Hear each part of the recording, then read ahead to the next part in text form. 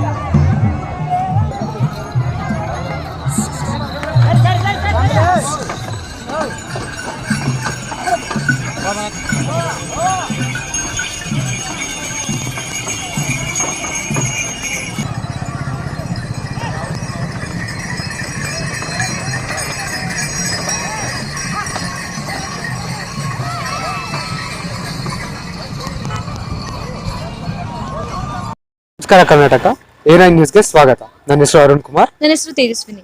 ಕರ್ನಾಟಕದ ಎಲ್ಲ ಜಿಲ್ಲೆ ಮತ್ತು ತಾಲೂಕಿನಲ್ಲಿ ರಿಪೋರ್ಟರ್ಸ್ ಬೇಕಾಗಿದ್ದಾರೆ. ಕೂಡಲೇ ಕೆಳಗಿನ ನಂಬರ್ಗೆ ಕಾಲ್ ಮಾಡಿ. Thank you. ನಿರಂತರ ಸುದ್ದಿಗಳಿಗಾಗಿ ನೋಡ್ತಾ ಇರಿ A9 ನ್ಯೂಸ್.